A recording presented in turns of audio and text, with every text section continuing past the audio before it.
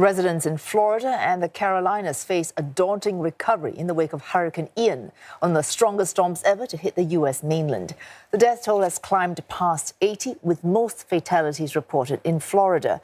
At least 4 deaths were recorded in North Carolina. Florida's Pine Island remains cut off after the hurricane destroyed the bridge that links it to the mainland.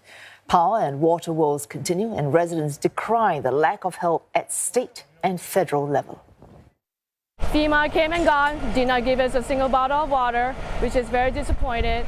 We have a lot of residents who need help, who need food, water, fuel, and there's only this much that we can, help each other out.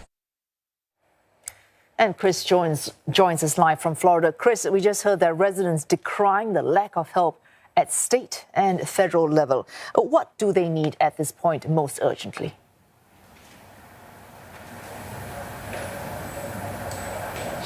Yeah, well, that's right. There are still hundreds of thousands, if not millions, of people across Florida who are really reeling from the impact of Storm Ian last week. We've spent the past 48 hours in places like Punta Gorda and Fort Myers along the southwest coast of Florida, where Storm Ian really ran riot. Trees have landed on top of people's houses, destroying their houses. People need shelter. As well as that, people who still have homes have had to gut them because of the flood waters, but also they don't have power. Now, work is ongoing to restore that power, but there are still around about 600,000 people across Florida who are without power. And of course, along with that, they need clean drinking water and food as well. So there are still a whole lot of things that need to be done to help people get back to some kind of normality.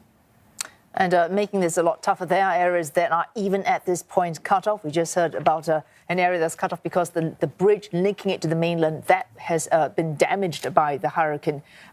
What plans are in place to help these people?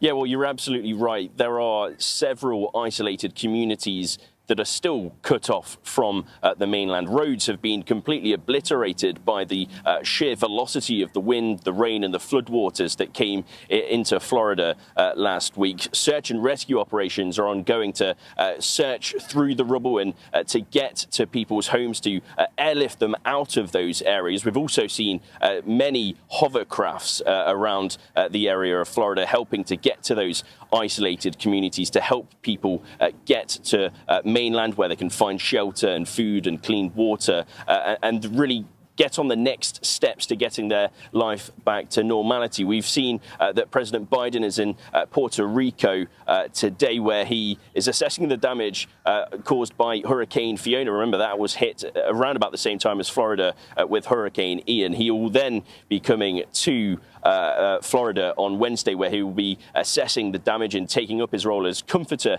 in chief, really giving support to those who have been hit so hard by this disaster. And Governor Ron DeSantis of Florida here, he has said that he's giving as much support to people as possible. There is funding, federal funding, for 30 days for people to help with the cleanup operation, to get debris out of their homes and to get them to some kind of working order. And he says that even after the cameras are gone, they're going to continue to work to help to get people back to normal as quickly as they can.